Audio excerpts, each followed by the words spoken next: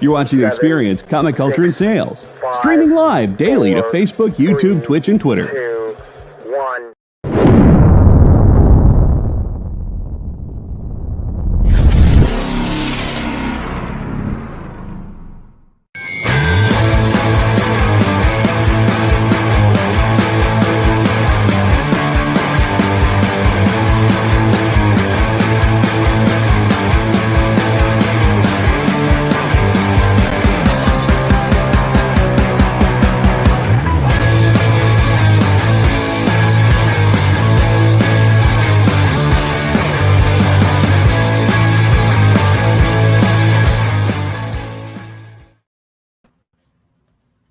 Hello, everybody. Welcome to To Skim It. I know there's no Kyle. I know Rage quit. Everyone leave, go home. No. Kyle had real desire to read specific books titles this week, but he got ousted by the quick draw of Jay. Took him out. So I kind of wish Kyle was here because apparently I didn't set the Instagram thing up correctly because it's not going. Instagram is going. The other thing I noticed is it's weird on Facebook how it usually shows as being live on the Facebook page. We're live, but it doesn't show us as being live there. So awesome. Awesome. Yeah. But that's okay. It doesn't matter. Castle's here. Make Two's here. Tom McDonald, brand new member. Hey.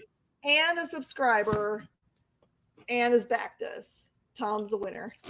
Oh, very awesome. Yeah. All right. So before we get started,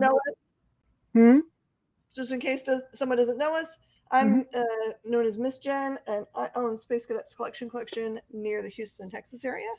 And Jay is star of Triangle of Truth, also from Houston. Yep. And I'm here to make the reviewers look good. I'm just here to talk. Before we get started, I just want to remind everybody, and I'll probably do it again near the end of the show, that tonight, after Mint Hunter, Henri Compton, Kicking It with Henri, has moved from Wednesday to Tuesday. Oh, and that's he'll be coming right. on after Mint Hunter. So, and I'll talk about that again near the end of the show. But let's go ahead and get into some of these awesome books we had this week because we had some great ones. Hey, Triple B. Triple B. All right, let's see. We got. Okay. I don't usually do reviews on new graphic novels, but I wanted to really point this one out because there's so much going on in regular comic books right now that's tied to this storyline. This is kind of like a big major event book for things that were going in the Hickman universe that was all started with House of X and oh my word, House and it's funny when you can't find a word in your brain. Power of 10. It's like I couldn't find the power word. Okay, so this was a big event that happened. We've already had X-Men, what I call Heckfire Gala. We've had that happen multiple times. They use it kind of as an annual. Last Heckfire Gala was kind of fine. Big power struggles. We saw a lot happen in the Silent Council. In this Heckfire Gala, they were announcing a new X team, and that was really important and awesome. But Orcus showed up and just crap fest everything. Basically, strong-armed Prof X into sending everybody that's on Krakoa through the gate, because basically they said for every mutant that we find on Krakoa, after a certain time we're going to kill humans, and that's not what Prof X wants. So yeah, it is a brain fart. So during the issue, you find out that Prof X sends everybody through the gate, but they don't show up anywhere. So he believes that he's killed all of mutant kind, because he uses his brain to make people go through the gate, right? So that without choice, which he also didn't want to do, but he wanted to save humanity. So out of that storyline comes this cool Fall of X storyline, and right now, Fall of the House of X. in which it kind of like goes through all of the after effects of what is going on for all of mutant kind. It's real serious, and this is probably a really good way to start that whole storyline, because you can, knowing what I've just told you and reading this set of books, you can really catch up with what is probably going to be looked at as one of the biggest events in storytelling in a long time. So this is a good chance this week to jump in and buy a book, and then all you need from here is get the first few Fall House of X books that have come out, and you can catch up. I had someone come in today, a customer come in today looking for that book. So you won't be alone if you want to be a lover of the mutant drama.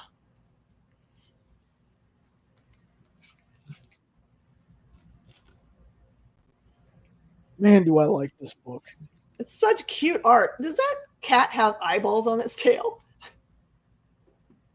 I think so. So this one continues to be just a great read.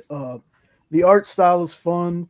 The story itself is cutesy, but it weaves in some stakes, some mystery, a little bit of grossness, a little grossness to it, and a bit of, is this character as good as we think they are? It leaves you guessing. So Zawa has been rescued and is hiding in Thatcher and Bandit's attic, unbeknownst to their mother, Mrs. Blackbird, not Blackbeard, Blackbird, who works for the mayor. And the mayor is this little old guy that looks like he's about that big, and he gets carried around by this hulking person. Like, so he's carried around like a baby in front of this person. Is his name Hodor? Oh, it'd be so funny if it was, but he's carried around by this big enforcer, and you can already tell the mayor's he's not a good dude. He's not a good dude. This book so far gives me very big the Lorax movie vibes. Because you have a guardian, you have an evil little mayor who, like I said, he pretends to have everyone's best interest at heart, but you know he's really a jerk. And then you have a character who might be letting their obsession kind of get the best of them. This is an all ages book, and I really believe that everyone can enjoy this. I've went back and read the first 2 issues again before this one, just because I think it's that good. So you should definitely give this one a try if you haven't yet. So this is Boom, right? Boom or Boom Box? It might be Boombox if you're saying it's more leaning toward the all ages. Yeah. I'm trying to think if there's anything else we can comp it to. Maybe Middle West. There's some real stakes in Middle West, but the art style is similar. Yeah, okay. It's been a while since I've read Middle West, but I remember the art, and yeah, that's a good comparison, actually. I don't remember the name of the book, so that's a plus.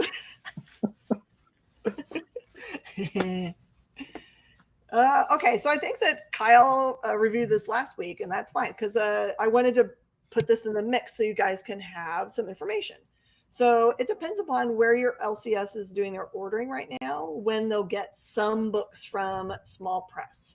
So sometimes if they're a diamond order, it'll come a week before somebody else's, just because of where they are in the country. It's a shipping thing for right now. So just know, don't go into your LCS and be like, you liar, I saw this reviewed last week and you don't have it, so you are a horrible LCS. It's not true. They are just waiting on their copies to come from wherever they're getting it ordered from. So we live in a new age in which not all books come from one place. You've got lots of different distributors and now different, warehouses they're coming from. And chaos, I say, and weather. You're either freezing to death right now or you're floating away. So San Diego's got flooding. We've got flooding. It's nuts. All right. So Dear Editor is very straightforward awesomeness. So he really is an editor. So he's a writer. So he's going out and trying to get leads for, he's a crime editor. So he's looking for, what's going on in his town. And he does find himself privy to this murder. And so he has to kind of like walk this line of danger and trying to find out what the real truth is. I really like it because it plays it completely straightforward. He is a deer. I mean, literally, look at that is the character right there. But no one ever points it out. But there is some very, very clever word play in that they'll use words like buck and doe, but not be referring to deer. But it is part of the pattern that you're like going, aha, I see what you're doing. So it's really clever storytelling. And if you like crime noir and clever things, this is a really great Mad Cave offering. Oh, Castle says they got their diamond order for tomorrow today at 5. We got ours at 10:30 because we begged really hard for UPS to bring it. Yeah, the wordplay is really clever, but it's not, they don't ever drop it to be like, yeah. It's just like, did I read what I just read? Yeah.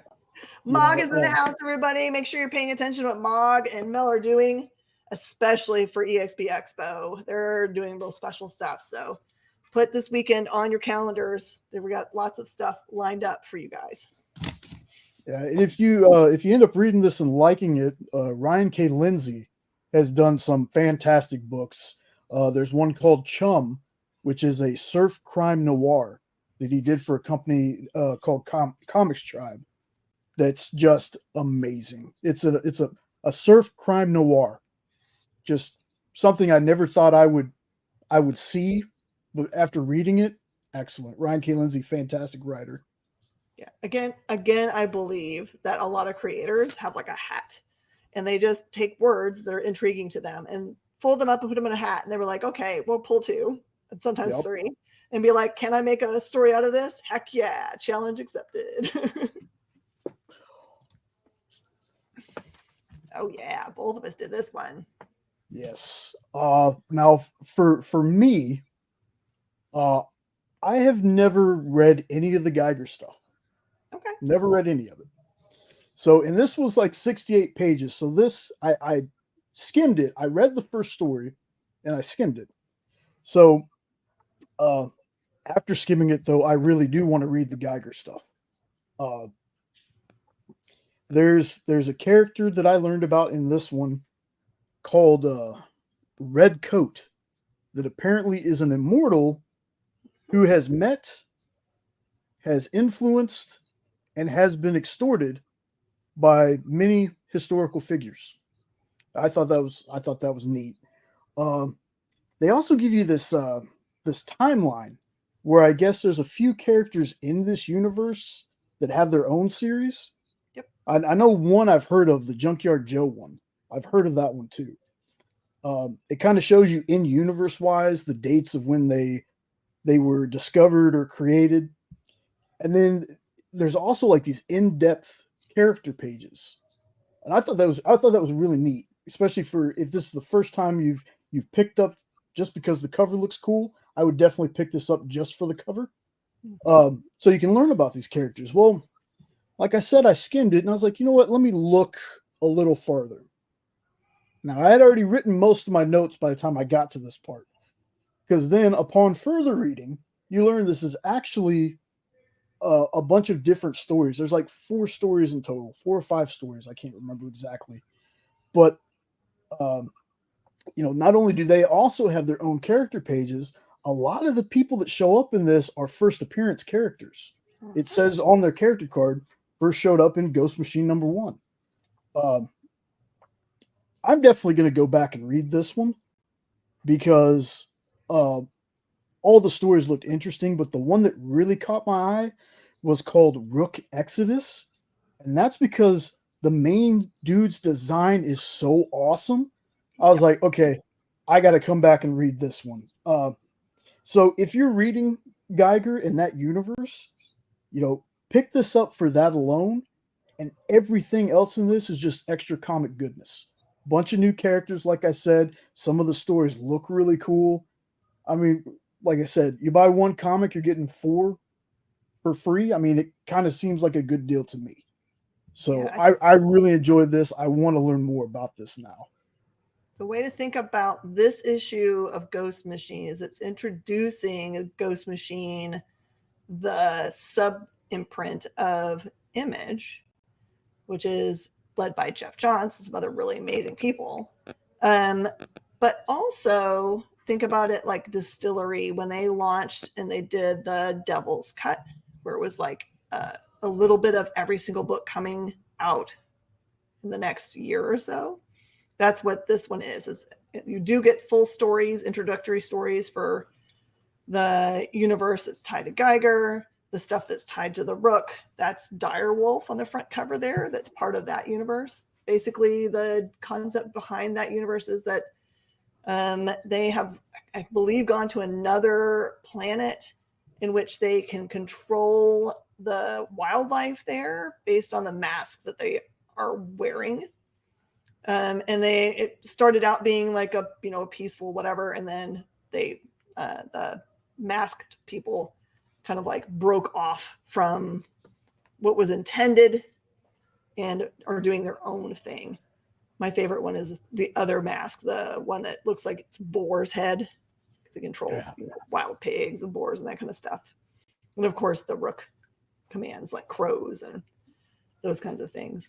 So it is really interesting to see where they're headed. I actually also enjoyed very much the little like family universe that's part of it, where it just feels like the family is just, think of what a family looked like 25 years from now, in which it looks like maybe grandma's not alive, but they have a virtual version of her, kind of like, Tony Stark, who still, maybe she doesn't even know she's not alive. She's playing, video games with her husband. But that one is very intriguing. And then the other one where it's about the kids that looks like one of them's probably a devil or a demon and one's really an angel. They're both sports. They're both in sports, and they're trying to control themselves from using their full potential. Those look really good too. So I would pick this up just for the potential of maybe I'll like this universe or some parts of the universe. But also it's a good place to just catch up on the Geiger stuff. Nice. Hey, Kenneth. All right. We got Kenneth. All right. It's everyone's favorite strategist, blue-faced guy who likes to really stand up to Darth all the time. So if you thought that it was a lot to see anyone, like push back on him, Thrawn definitely does. So this is a part of the universe in which you have Padme, Anakin, Darth, the Emperor, who is also still Palpatine leading the Senate. So there's all this like interplay, and Thrawn is out and about with the bad guys, and they can feel or see that there's they feel like there's a cloaked ship or something that they can kind of like they're in tune to, but nobody on the whole ship can figure out what it is or where it is. So it's really them kind of trying to figure out what are they sensing or feeling. And is it just Anakin that he's really a Jedi, those kinds of things. This is his own ship out there. But Thrawn's a really cool character. I like anybody that can stand up to Darth and be like, whatever. We're not doing your thing. We're doing my thing.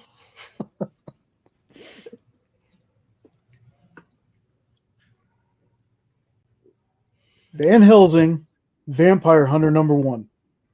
I never know why they don't have titles on these, or at least on the ones that I look for. But understand that it says #1, Mm-hmm. but it feels like it continues from something else. Oh, The art's pretty good. I did really like the art.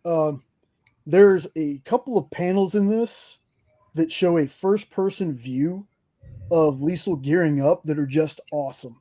I loved what they did with this. It's only like four or five little sections, but man, the perspective is so good. Um, Now there's a lot of what I call thought boxes or exposition boxes.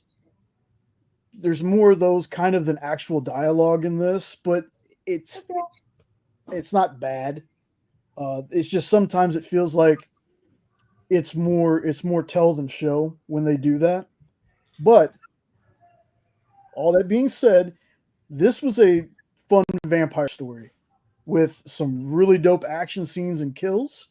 Uh, I do have to say, out of all the spin-off characters, Van Helsing, Cindy, and Robin are my favorites.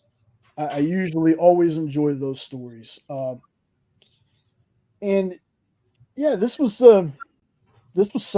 There was a nice little twist near the end. I would definitely say if you're a Van Helsing fan to pick this up, and if you dig it, come back to the comments later after the video because we're always interested in what y'all think about books that we suggest and we review on the show. I know when we do them, it's the day before most of the books come out, so we get to talk about them. We'd really love to hear what y'all have to say about them. I know in the past I have not been very kind to Zenoscope in some aspects. I do enjoy Zenoscope, and I kind of like it when they give me this is a Van Helsing book. There's not really any other kind of cameos or crossovers in it. It's just Liesel. I think I enjoy those more than when they try to put, well, we're taking these other four characters from these other books and putting them into the story. But I really enjoy this. No, there was no fish people. I think that's probably there's vampires. I'll take vampires over fish people any day of the week. mhm.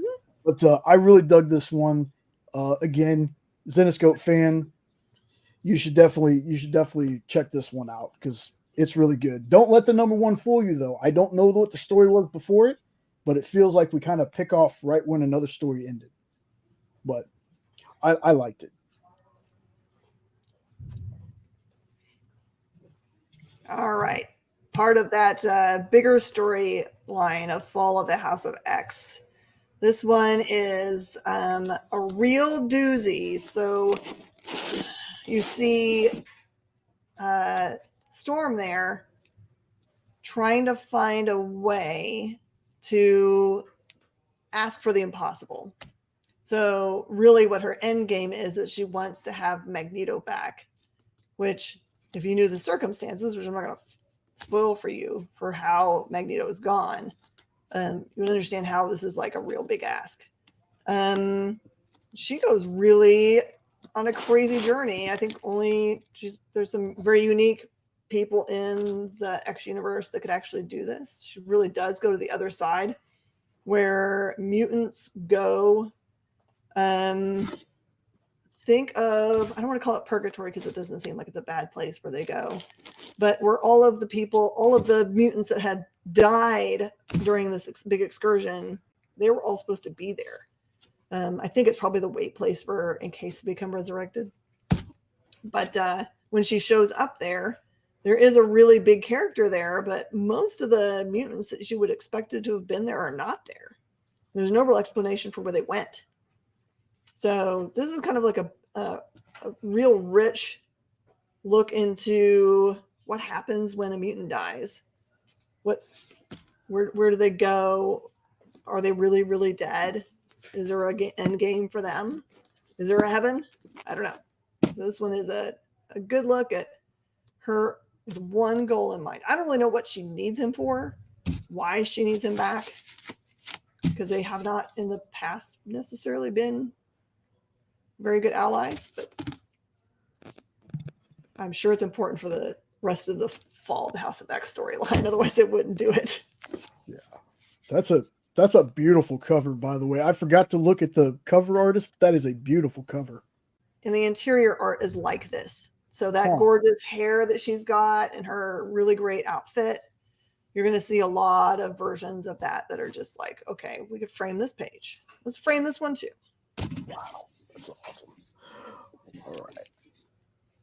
Speaking of awesome. Those are guns. Speaking of awesome, let me tell y'all something about this, man. This is Sonya doing what Sonya does best. Making nuns uncomfortable with what she's wearing and kicking butt. Two things she's great at. I mean, you got an evil wizard melting people. Sonya fighting terrifying bird people who are better than fish people, by the way. You got action, loss of limbs. How was Sonya protected by that bikini chainmail? I'll never know. Did I mention terrifying bird people that kill and eat people? Did I mention that already? Because they're in there. If you're looking for a book that's not just about a hot redhead, but a just awesome warrior who takes no crap from anyone and will fight at the drop of a hat, look no further than Red Sonja. I can tell you, as somebody who never knew Sonya outside of the Bridget Nielsen Red Sonja movie from back in the day, I never really started reading her books until I got on the shows. I can tell you what feels like out of 30 titles I've read, this one has got to be on the top of my list that I've read so far. And I've read some good ones, but this one right here, this is a super dope book. And this is coming from somebody who's not a super fan. So that should tell you how good that this series has been. So if you've been on the fence about getting Red Sonja, I would say start with this particular series. And if you're a fan of Red Sonja, you're eating good with this one. You're eating good because this is such a great series. Look at what Perlo's doing here. Look at what Perlo's doing here with his. So he's got two sources of light. One is blue back cast. He's got it on her face there, which is a perfect match to her blue eye. And then some kind of overcast light that's just like catching just the muscles just right. And that's not a photo. It's just like he's doing that with like, it looks like watercolor because look at this watercolor down below. I don't know how he does this. Strangely enough, the bottom of this cover is almost my favorite part. And I know that's weird with the whole top of it, but just the way that it drips down at the bottom is gorgeous. It is just uber talent from this person. Uber talent. Punisher continues to be so good. David Pepose is really making me love this new character. So this is Jay Garrick. If you didn't know that we don't have any more Frank Castle, he's gone. So he is really on fire to he also lost his family, big time lost his family. So he has the same kind of motivations that he had for Frank, but we're not talking about the mob. This is his own personal pain. And he really is exacting revenge in a very, very scary way. Yeah, the mission's the same as it says on there. The man is different. It's you'll be really happy to see a freshening up of a character, and enjoy the fact that he's brutal, totally brutal. And if a fan that has Castle in their name says it's a good book, it's probably a good book. Yes.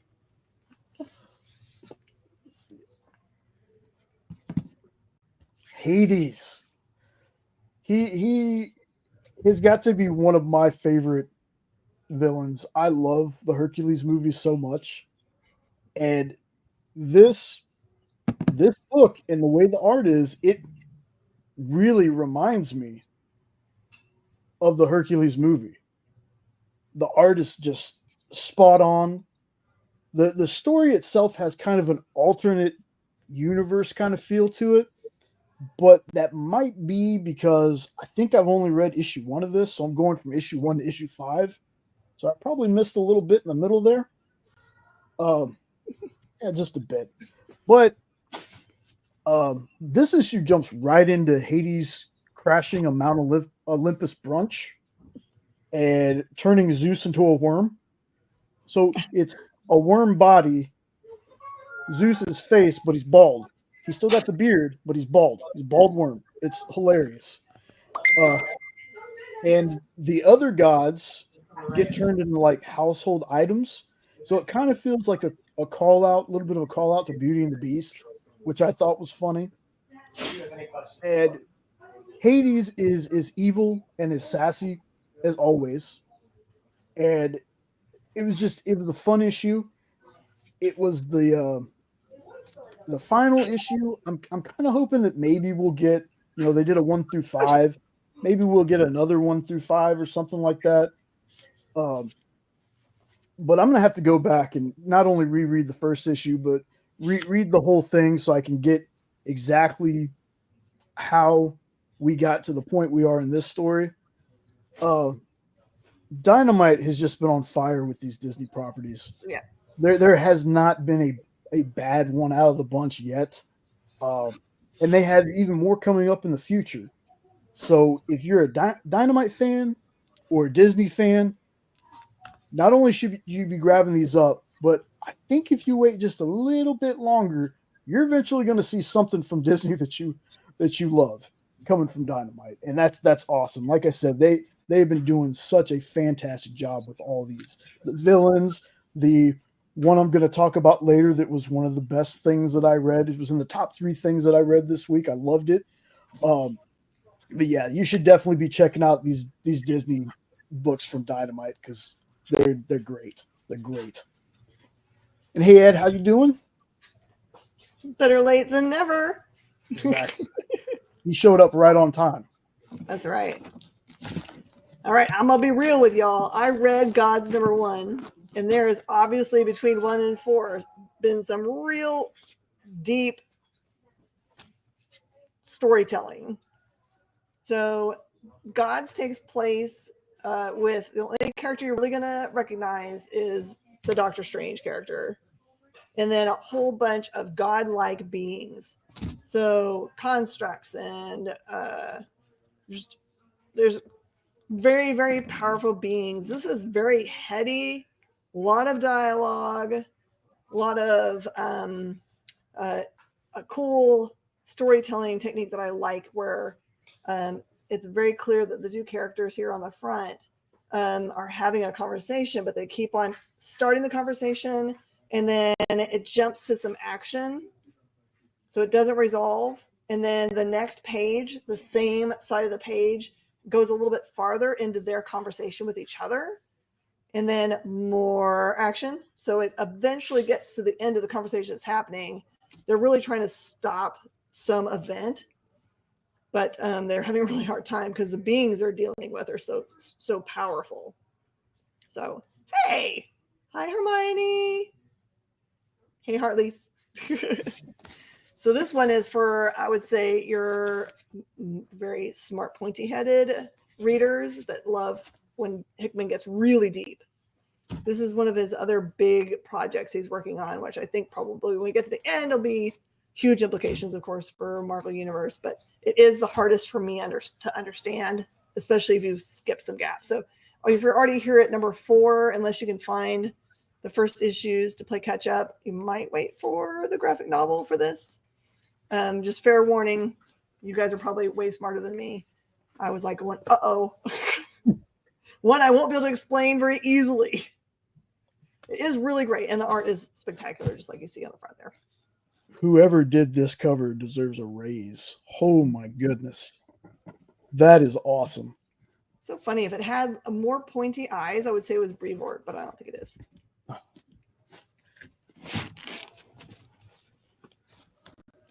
I had to pick it up. Kyle's not here. I know you stole it. When I found out Kyle wasn't going to be here, I was like, you know what? Let me go ahead and give this one a shot. Holy buckets. I need to read the first 2 issues of this. You liked it, huh? Kyle's not wrong. Okay. Kyle's not wrong. This book was awesome. It's funny. The dialogue is fantastic. Yes, this needs to be a show. And I'm going to add on to Kyle's casting that he gave us that last time. I want Judd Hirsch as Levi's dad and Ron Funches as Levi's best friend. Andy Samberg, let's make this happen. You got a hit on your hands. The best part about this is issue 3. Okay. He's not in costume in this issue. So I haven't actually seen him in costume in the book. And I also haven't seen the bowling ball. That doesn't happen in this issue at all. And that's okay. He's been bailed out of jail after being beaten up. He's been given a bag of money and is told, hey, why don't you leave town? And even with all that and not seeing the costume, not seeing him actually fight, I still thought this issue was great. So I can only imagine if this issue was that great, that I'm going to really love the first 2 issues, actually seeing him in the costume and fighting. The hype is real with this one, folks. It really is. This book is so good. Like when you can take what Kyle has told us about the book, take that completely out of the equation, and you can still enjoy the book. Yeah, it's there. Andy Samberg, I don't know how much exactly he had to do with this book. I don't know how those deals usually work when we have Hollywood people, jumping in with, people like Rick Remender and writers like that, how much input they really give. But if he even had an ounce of input into this, he's a genius. This book is so good. Like Kyle's not overhyping it. It's really that good. So if you've been on the fence with this one, now that it's not just Kyle, now it's me telling you. Now we just got to get Miss Jen and Dan Wickline, and that's 4 people that'll just tell you this book's amazing. You should go out and get it. There you go. Oh my gosh. If I'm in issue 6 and that's the first thing I picked out today, Penguin, man, Tom King, you just like floor me. Every time I read any of your books, you just impress me more and more and more with your ability to write a character that is as crazy despicable as a penguin is, to make me just like totally get them and be terrified at the same time. So up until now, what we've been largely seeing is the after effects of kind of the hole that is left in power in the city when everyone believes the penguin's dead, right? And he comes back to exact his revenge in very interesting ways. So every issue up until now, I believe, has been dealing with specific other bad guys. Like, you kind of see him, he always seems like this, like he's a little bit helpless, a little bit buffooned, and that, okay, well, this guy's going to get the better of him. And then he just knows what he's doing. Like, his dangerousness is his, one, willing to be vicious, and 2, just like his just mind-blowing smartness at how to like work the system of Gotham's underground, undercity, underbelly. So in this one, I was kind of like intrigued because they take Cobblepot when he is a nobody. He is literally cleaning toilets at is it Falcone? Is that the big bad guy? Big guy. So for Falcone's, like his bar / social club, that's all he's doing. He's doing that and doing a poor job at like impressing Falcone. He wants to catch his eye, and Falcone basically just only berates him and berates him and berates him.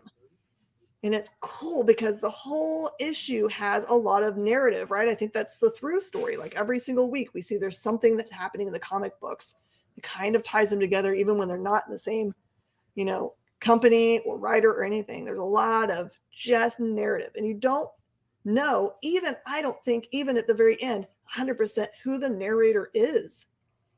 Is it him? Is it Batman? Is it this woman who has taken Cobblepot under her wing as just like a foster mom? Because he calls her mom through the whole issue. And there's weird stuff, like he has pigeons on a rooftop, and you see her together with him, and he's only going to work for money so that he can make sure to take care of her. And he, at some point during the issue, gets the eye of Batman and says, hey, I want to feed you information that I'm hearing while I'm being a nobody at this club, so you can go and mess with Falcone's, stuff. He'll never tie it back to me because most he does is slap me around, right? So this all wraps up in this just like amazing storytelling arc. Like sometimes you read an issue, like I feel like this issue should be Eisner worthy, like this one by itself, when it has a story that's told within a story arc. This is the one that I hope that y'all are paying attention to DC. Send this one in. If I was doing Eisner judging this year, I would have put this through. Wow. So even if you don't want to read anything else, you don't have to read any other Penguin issue. You don't have to have any of them to appreciate this issue 6. Okay. High praise there. I know you're so happy about this. You would have fisticuffed for this one. The minute I saw this, the first thing I put in my notes was, come on, folks, you should have known. Mm-hmm. You should have known I was going to talk about this one. Yep. I was 9 when Darkwing Duck came out. So I remember not only watching it on Channel 39 for those in Texas. The channel? Yeah, Channel 39, which became WB, which eventually became CW. Yeah, Channel 39. And then watching it again on ABC 13 on Saturday, where the theme song had an extra verse in it. I watched it both times. So it's kind of safe to say I'm a fan of Darkwing Duck. A little bit. And a little bit. This did not disappoint. This did not disappoint. Funny enough, it's not written by, and I always feel like I say her name wrong, Amanda Deibert, I believe is how you say her last name, the one who is writing Darkwing Duck. She doesn't write this one. But the folks that did kept the heart of the show in mind when they wrote it. This is an episode waiting to happen. The Justice Ducks assemble as an alien wrecks a little havoc while Stegmud is raising money for charity. Does this give like an origin for how the Justice Ducks got together, or it assumes you know that? It assumes you know that, but it's not. It's not so deep to where you wouldn't be able to follow it. Like, you don't have to know a whole lot of lore about it. It's just it's very new reader friendly, honestly. Stegmut is just like, I need to call the Justice Ducks. They show up. Now, the Justice Ducks, I thought included another character, but then again, this was many years ago when I watched this, but it's Gizmo Duck, Stegmut, Morgana, Neptunia, and Darkwing. What's funny about this is Gizmo Duck doesn't join in on it, but Darkwing and Neptunia are the ones that are kind of like, I'm the boss. No, I'm the boss. No, my idea is better. No, this idea is better. They're kind of like Bugs Bunny and Daffy, if you want to think of it that way, where they're always trying to one-up each other and try to be in charge. just a really fun first story. I'm trying to be as vague as possible because I really, really want people to go out and read this. This just, it could be nostalgia talking, but this just takes me back to a time, when I didn't have too many cares in the world. I was a kid, people that I don't have now were still around. So it just kind of gives me that feeling. It brings out the child, I'm going to be 42 this year, and this took me back to when I was 9 or 10 years old. I really enjoyed it. If you're just, this was top 3 of my reads this week. It was, and if you're just looking for a fun, just goofy story to read, just something to lighten up from all the violence and stuff from most of the books, this is perfect. Again, Dynamite and Disney are really a banging combination. They really are. I believe, if I'm not mistaken, that was the last book this week. Yeah, this week is a good opportunity for you guys. There weren't a ton of titles. There's really good titles, but there's not a ton of them. So if you have a couple extra books that you're missing in your stack, you could just use this opportunity to just try something new, right? Mm-hmm. Grab that issue of Penguin, grab Justice Ducks, try the new, Ghost Machine. Try something new this week and push yourself to try something you maybe wouldn't normally. That's how you find your new favorite thing. I don't know why I would have picked up Penguin. I'm not a DC person. That is the best thing. That is the best thing about doing this show, to be honest with you, is it gives me an opportunity to read stuff I normally wouldn't read on my own. Mm-hmm. So in that way, I'm hoping when we talk about them that the folks watching will be like, that's not really my jam to read that, but the way that they talk about it kind of makes me want to at least give it a shot. And I think that's the best thing about doing this show for me, is reading new things and bringing new things to folks who might not have given it a shot to begin with. So I'm really thankful for y'all's support, for showing up. Like, just seeing your faces every week really encourages us. We love doing this a ton, and it makes it so worth it to know people on the other end are actually reading some of these books and enjoying them. Yes. It makes us super happy to be part of the process of, pointing people at books they can love. It says Kyle's not here to do it. Make sure if you're heading out of town to use comicshoplocator.com, put in the zip code. The zip code is the thing Kyle never remembers. Put in the zip code of the area that you're in. Yeah. To find comic places near you, but be sure to call them to make sure that the hours are correct. Sometimes those hours aren't updated. So just make sure you call them. Thank everyone for being here every week. It really does mean a ton that y'all watch us. It really does. We have a lot of fun doing this. I have a lot of fun doing this. And to answer Ed real quick, no, but I'm hoping we hear something soon. He's asking about Horror and Where Monsters Lie, two very amazing horror books that came out last year. Stick around, because next up we're going to have Mint Hunter Comics, and then after Mint Hunter, Henri, kicking it with Henri. He's moved from Wednesday to Tuesday, and his shows are always great. Thank you, Castle. Again, we appreciate everybody.